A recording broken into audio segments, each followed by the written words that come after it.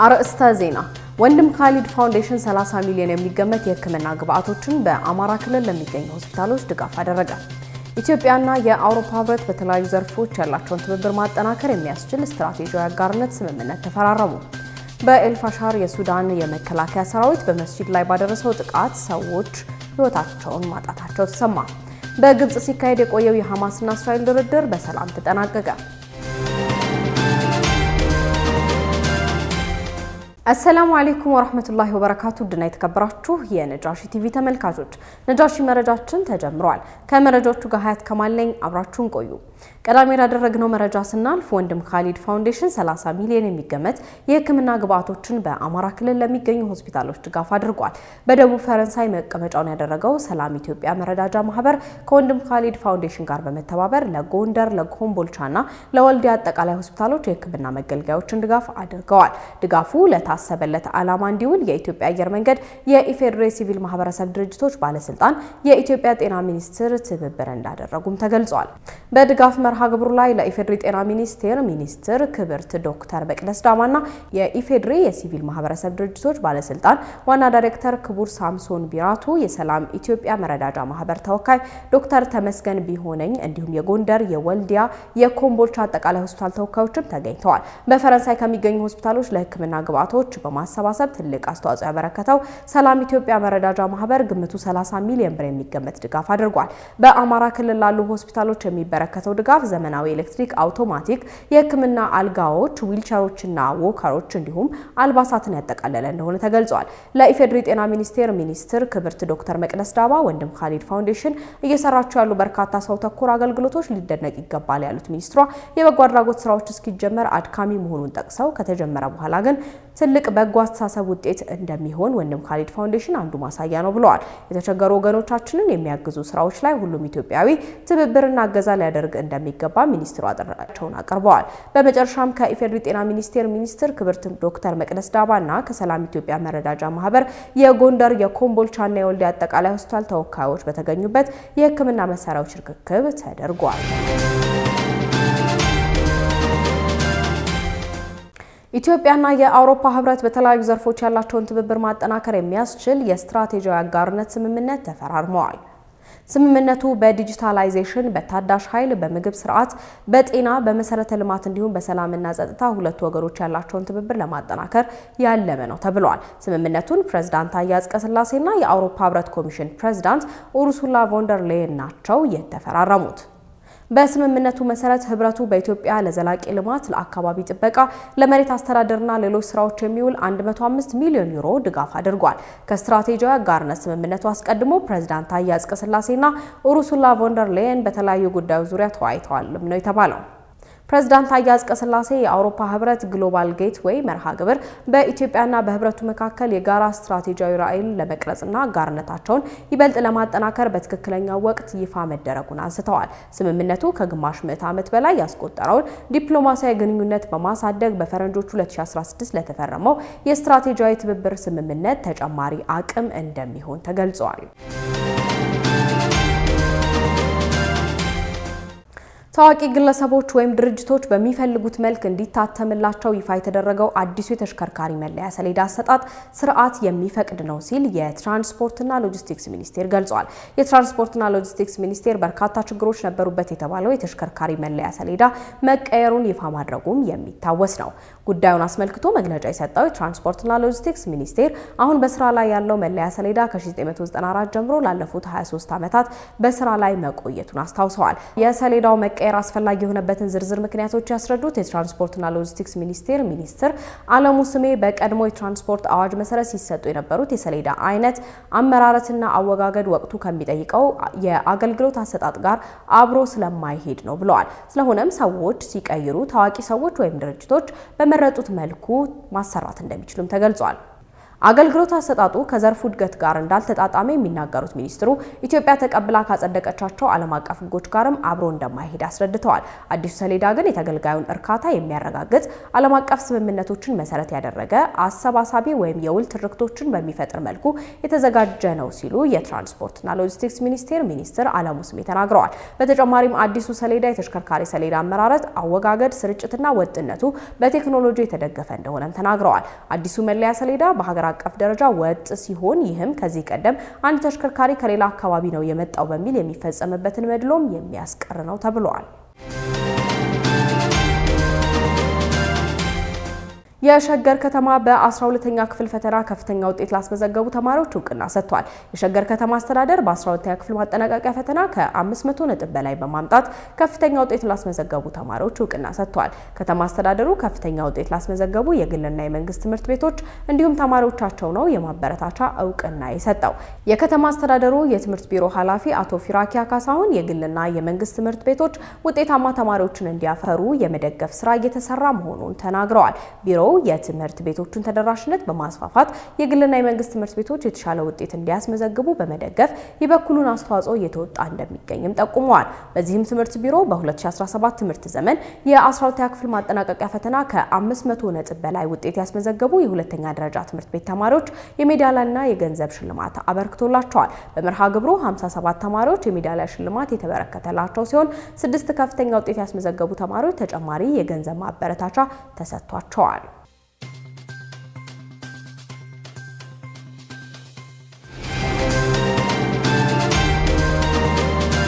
ከውጭ ምንጮች ወዳገኘናቸው መረጃዎች አለፍን።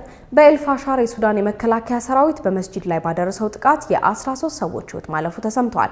በኤልፋሻር ከተማ የተፈናቀሉ ቤተሰቦች በተጠለሉበት መስጂድ ውስጥ በሱዳን ፓራሚሊታሪ ራፒድ ደጋፊ ኃይሎች በከፈቱት የመድፍ ጥቃት በጥቂቱ 13 ሰዎች መሞታቸውን ሁለት የዓይን እማኞች ለኤኤፍፒ የዜና ወኪል ተናግረዋል። በመስጂዱ ላይ የተካሄደው ጥቃት ከሰሜን በኩል በመሆኑ ሁለቱም ምንጮች ገልጸው አርኤስኤፍ የአቡሹክን የተፈናቃዮችን ካምፕ በመውረር ከተማዋን ከሱዳን ጦር ለመንጠቅ ባደረገው ሙከራም ነው ተብሏል። በአካባቢው የሚኖር አንድ የዓይን እማኝ ሮብ ከሰዓት በኋላ በነበረ ተኩስ 13 አስከሬኖችን ከፍርስራሹ ውስጥ አውጥተን ቀብረናል ብሏል። ከጥቃቱ የተረፈ አንድ ሰው ጥቃቱ በደረሰበት ወቅት በመስጂድ ውስጥ 70 ቤተሰቦች ነበርን፣ በነበረው ተኩስም 13 ሰዎች ወዲያው ሲገደሉ 20 ሰዎች ደግሞ ቆስለዋል፣ እንዲሁም የመስጂዱን በርካታ ክፍሎችም አውድመዋል ሲሉ ተናግረዋል። በያዝነው ሳምንት የመጀመሪያ ቀናት ላይ ብቻ አርኤስኤፍ በኤልፋሻር ሆስፒታል ላይ በፈጸመው ጥቃት 20 ሰዎች ተገድለዋል ተብሏል። ባለፈው ወር በአንድ ሰው አልባ አውሮፕላን በአንድ መስጂድ ላይ በደረሰ ጥቃት በትንሹ 75 ሰዎች መገደላቸውም የሚታወስ ነው። በጎረቤት ሀገር ሱዳን ባለ ጦርነት ሳቢያ ሚሊዮኖች ተፈናቅለዋል፣ ወደ 25 ሚሊዮን የሚጠጉትም ለከፍተኛ ረሃብ ተጋልጠዋል ሲል የተባበሩት መንግስታት ድርጅት አስታውቋል። በዚህም ከዓለማችን ትልቁን የረሃብና የመፈናቀል ቀውሶች ተፈጥሯል ማለቱን አረብ ኒውስ ዘግቦታል።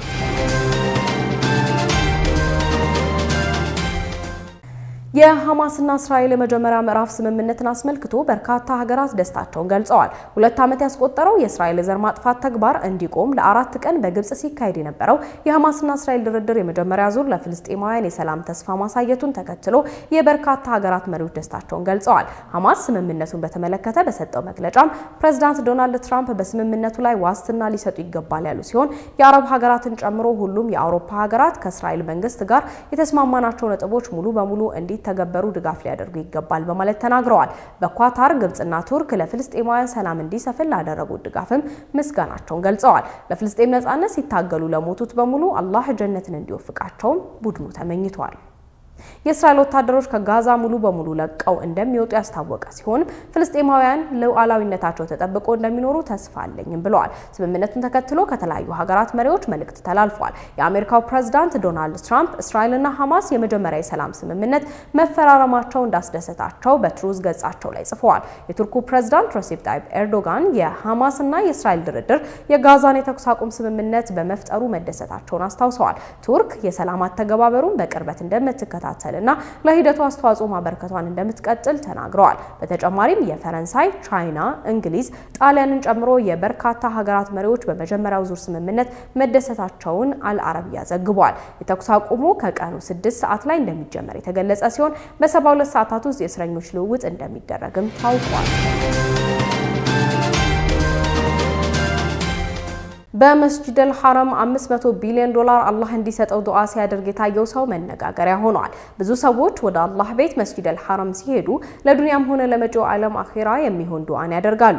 ወደ መካ ለኡምራም ሆነ ለሐጅ የሚሄዱ ሰዎችንም ዱዓ አድርጉልን፣ በዱዓ አትርሱን ማለትም የተለመደ ነው። በቪዲዮ ላይ የምትመለከቱት ግለሰብን በርካታ ዱዓዎችን እያደረገ እያለ በመሃል እየደጋገመ አላህ ሆይ 500 ቢሊዮን ዶላር ስጠኝ እያለ ዱዓ ሲያደርግ ታይቶ በማህበራዊ ሚዲያ ትኩረትን ስቧል። ይህንን ተከትሎ በርካታ አስተያየቶች እየተስተናገዱም ነው። ከዚህ ቀደም ፍሉስ እያለ ዱዓ ሲያደርግ ቪዲዮ ተለቆበት መነጋገሪያ የነበረው ናይጄሪያዊ በአላህ እገዛ ህይወቱ ተቀይሮ በየዓመቱ መስጂደል ሐረም እየተመላለሰ እንደሆነም የሚታወቅ ነው።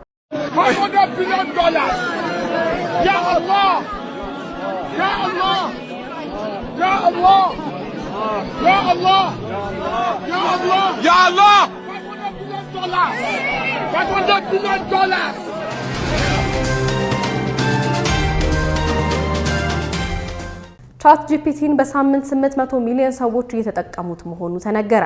የኦፕን ኤአይ ዋና ስራ አስፈጻሚ ሳም አልትማን እንዳስታወቁት ሸማቾች፣ አበልጻጊዎች፣ ኢንተርፕራይዞችና መንግስታት ቻት ጂፒቲን ከስራቸው ጋር በማዋሃድ እየተጠቀሙበት ነው ብለዋል። ሳም አልትማን በቻት ጂፒቲ ላይ አዳዲስ መተግበሪያዎችን ለማካተት በተዘጋጀ መድረክ ላይ እንደተናገሩት በአሁኑ ጊዜ 4 ሚሊዮን አበልጻጊዎች ከኦፕን ኤአይ ጋር ይሰራሉ ብለዋል። ከ800 ሚሊዮን በላይ ሰዎች በየሳምንቱ ቻት ጂፒቲ ይጠቀማሉም ሲሉ አክለዋል። እንዲሁም በደቂቃዎች ከ6 ቢሊዮን በላይ ጥያቄዎች ወደ ቻት ጂፒቲ እንደሚላኩም ጠቁመዋል። እንደ አውሮፓውያን አቆጣጠር በኖቬምበር 2022 ስራ የጀመረው ቻት ጂፒቲ ከዚህ በፊት ታይቶ በማይታወቅ ሁኔታ ተጠቃሚዎች እድገት እያሳየ ሲሆን ይህም ከሌሎች የኤአይ መተግበሪያዎች በበለጠ ፍጥነት እያደገ ካለ አገልግሎቶች አንዱ እንዲሆን አድርጎታል ብለዋል። እንደ ቴክ ክራንች ዘገባ በአሁኑ ጊዜ ኩባንያው 500 ቢሊዮን ዶላር ሀብትም አለው። የተወደዳችሁ የነጃሺ ቲቪ ተከታታዮቻችን መረጃዎቻችን አሁንም እንደቀጠሉ ናቸው። አሁን ደግሞ የተመራረጡ ዕለታዊ ቢዝነስ መረጃዎችን ልናደርሳችሁ ነው። ዙበይዳ ሐሰን አዘጋጅተዋለች። ኢትዮጵያ የአፍሪካ ነጻ ንግድ ቀጠና ትግበራን ለመምራት ብሔራዊ አስተባባሪ ኮሚቴ ማቋቋሟ ተነግሯል። ኢትዮጵያ የአፍሪካ ነጻ ንግድ ቀጠና ስምምነት ወደ ሙሉ ትግበራ ለማስገባት የሚያስችል ብሔራዊ አስተባባሪ ኮሚቴ ማቋቋሟ ነው የተነገረው። ይህ ኮሚቴ ከ55 የአፍሪካ ሀገራት ጋር የ1.4 ቢሊዮን ህዝብና የ3.4 ትሪሊየን የአሜሪካን ዶላር ጠቅላላ የአገር ውስጥ ምርት ወይም ጂዲፒ ያለውን ግዙፍ የአህጉር ገበያ ለመጠቀም የሚያስችለውን እንቅስቃሴ በቅንጅት ይመራልም ተብሏል።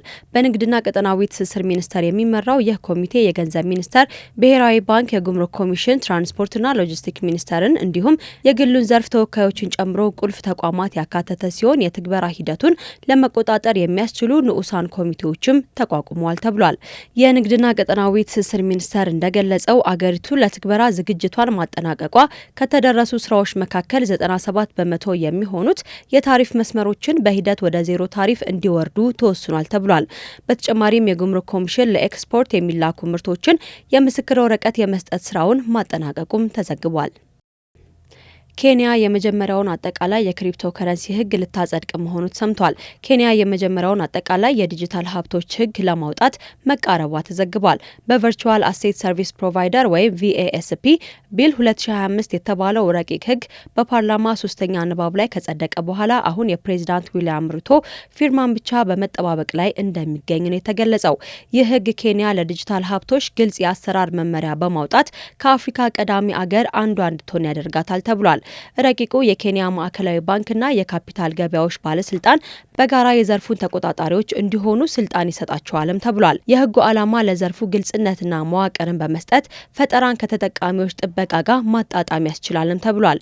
ህጉ ተግባራዊ ሲሆን እንደ ባይናንስና ቡሻ ላሉ የአገር ውስጥና የውጭ ክሪፕቶ ጀማሪ ኩባንያዎች መደበኛ የፈቃድ መንገድ ይከፍታልም ተብሏል። በኢስላሚክ ፋይናንስ ውስጥ ክሪፕቶ ከረንሲ ወይም ምናባዊ መገበያ የተከለከለ ወይም ሀራም የሚባልበት አግባብ እንዳለ ሁሉ መሬት የወረደ አሰራር ካለና ተጨባጭ የሆነ ትርፍና ኪሳራ በሚኖርበት መልኩ ለግብይት የሚውል ከሆነ የሚፈቀድበት አግባብ እንዳለ በተለያየ ጊዜ ዳኢዎች ሲናገሩ ተሰምተዋል። ክርስቲያኖ ሮናልዶ የመጀመሪያው ቢሊዮነር የእግር ኳስ ተጫዋች መሆኑ ተሰምቷል። የፖርቹጋላዊ ተጫዋች ክርስቲያኖ ሮናልዶ የተጣራ የሀብት መጠኑ 1.4 ቢሊዮን ዶላር መድረሱን ብሉምበርግ ዘግቦታል። የጠንካራ ሰራተኞች ተምሳሌት የሆነው ክርስቲያኖ ሮናልዶ ከሳዑዲ ክለብ አልናስር የሚያገኘው የ300 ሚሊዮን ፓውንድ ክፍያና ከሌሎች አጋሮቹ የሚያገኘው ገቢ ያለውን የሀብት መጠን ከፍ እንዳደረገለትም ተገልጿል። በዚህም የ5 ጊዜ የባላንዶር አሸናፊ ክርስቲያኖ ሮናልዶ በብሉምበርግ የቢሊዮነሮች ደረጃ ውስጥ መካተት የቻለ የመጀመሪያው የእግር ኳስ ተጫዋች ሆኗል ተብሏል። በመጨረሻም የተለያዩ ጤና ነክ መረጃዎችን የምታገኙበት ሳምንታዊ ጤና መሰናዷችን ላይ ደርሰናል። ሙስጠፋ መሐመድ ተከታዩን አዘጋጅቷል። ተከታትለን እንመለስ። ጥሩ እንቅልፍ ለማግኘት አመጋገባችን ወሳኝነት እንዳለው ተገለጸ። ለእንቅልፍ ችግር በርካታ ምክንያቶች እንደ መንስኤ ይነሳሉ። ምግብና የአመጋገብ ስርዓት ግን ከእንቅልፍ ጋር ያላቸው ቁርኝነት ልብ እየተባለ አይመስልም። ምናልባት ብዙዎቻችን የምናውቀው ጠግበን ከተመገብን በኋላ መተኛት አለያም ወደ መኝታ ከመሄዳችን በፊት የሚያነቃቁ መጠጦችን መውሰድ እንቅልፍ ሊነሳ እንደሚችል ሊሆን ይችላል። ጥናቶች በይዘታቸው የተመረጡ ምግቦችና የአመጋገብ ስርዓታችን የእንቅልፍ ህይወታችን ላይ አስተዋጽኦ አላቸው ይላሉ። በአመጋገባችን የተወሰኑ ምግቦችን አለያም በማንቃት የሚታወቁና ካፌን የተባለው ንጥረ ነገር ያላቸው መጠጦችን በመተው የእንቅልፋችንን ጥራት ማሻሻል ይቻላል። ሆኖም እነዚህን ምግቦችና መጠጦች በመተው ብቻም ሳይሆን በተለይ ወደ መኝታ ከመሄዳችን በፊት ሌሎች ምግቦችን በመመገብ ጥራት ያለው እንቅልፍ ማግኘት እንደሚቻል ጥናቶች አመላክተዋል። በርካታ ጥናቶች የእንቅልፋችንን ጥራት ጉዳይ በምንመገበው እራት ውስጥ አጥብበው ነው የሚመለከቱት። የተወሰኑ ሙከራዎች ቼሪ የተባለውን ፍራፍሬ ጁስ መጠጣት ጥሩ እንቅልፍ እንድናገኝ እንደሚረዳ ደርሰውበታል። ሌሎች ጥናቶች ደግሞ ኪዊ የተባለውን ፍራፍሬ ከመኝታ በፊት መመገብ ጠቃሚ ነው ብለዋል። ለብ ያለ ወተት መጠጣትም ለመተኛት እንደሚረዳ የተወሰኑ ጥናቶች አረጋግጠዋል። ወተት በውስጡ ከፍተኛ መጠን ያለው ትሪፕቶፋን የተባለ ንጥረ ነገር አለው። ይህም እንድንተኛ የሚረዳን ሜላቶኒን ሆርሞን በሰውነታችን እንዲመነጭ ያደርጋል። በመሆኑም ወዲያው እንቅልፍ እንዲመጣ ይረዳል። ሜላቶኒን እንቅልፋችንን የሚቆጣጠር ሲሆን በተለይ እየመሸ ሲሄድ ሰውነታችን ይህንን ሆርሞን በብዛት ያመነጫል። ሜላቶኒን እንደ እንቁላል፣ አሳ፣ ኦቾሎኒና ጥራጥሬ ካሉ ምግቦች ማግኘት እንችላለን። እነዚህን በሜላቶኒን የበለጸጉ ምግቦችን መመገብ የእንቅልፍ ጥራታችንን እንደሚያሻሽልና ያልተቆራረጠ እንቅልፍ እንድናገኝ እንደሚረዳ በርካታ ጥናቶች አረጋግጠዋል። ነገር ግን ከመኝታ በፊት ማንኛውም ሆነ የተወሰነ ምግብም ሆነ መጠጥን በመምረጥ መውሰድ ብቻ እንቅልፍን ለማሻሻል እንደማይረዳ የሚሞግቱ ጥናቶችም አሉ። እነዚህ ጥናቶች በአጠቃላይ በቀናችን ውስጥ የምንመገበው ምግብና የአመጋገብ ስርዓታችን ወሳኝ ነው ይላሉ። አጥኚዎቹም ዝቅተኛ መጠን ያለው ትሪፕቶፋን ይዘት መውሰድ ከአጭር የእንቅልፍ ጊዜና ለእንቅልፍ እጦት ከመጋለጥ ዕድል ጋር የተገናኘ መሆኑን ደምድመዋል። በመሆኑም በትሪፕቶፋን ንጥረ ነገር የበለጸጉ ምግቦችን በበቂ ሁኔታ መውሰድ እንቅልፍን እንደሚያሻሽል አመልክተዋል። ከዚህም በተጨማሪ እጽዋት ላይ የተመሰረተ አመጋገብ እንቅልፍን እንደሚያሻሽል የሚያደርጉ ሌሎች በርካታ መንገዶች አሉ። በእጽዋት የበለጸገ አመጋገብ በሰውነት ውስጥ የሚከሰት መቆጣትን ይቀንሳል። አንዳንድ ጥናቶችም ዝቅተኛ የሰውነት ኢንፍላሜሽን ከጥሩ የእንቅልፍ ጥራት ጋር እንደሚገናኝ አመልክተዋል። ማግኔዚየም የተባለው ንጥረ ነገርም በእጽዋት የበለጸገ አመጋገብ ለጥሩ እንቅልፍ ጠቃሚ ለመሆኑ ሌላኛው ማሳያ ነው።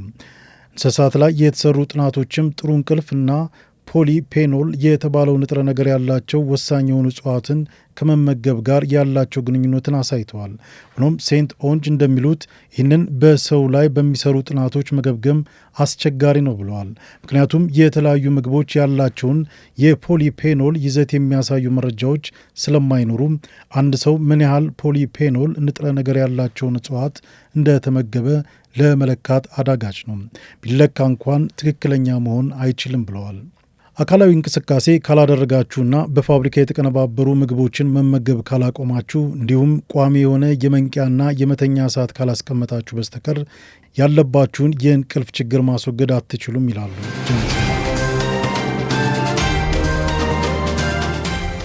ውድና የተከበራችሁ የነጃሺ ቲቪ ተመልካቾች ለሰዓቱ ያዘጋጀናቸው የነጃሺ መረጃዎቻችን የተከታተላችኋቸውን ይመስሉ ነበር። መረጃዎቹን ወደ እናንተ እያደረስኩ ሀያት ከማል ነበርኩ። ወሰላሙ አለይኩም ወራህመቱላሂ ወበረካቱ።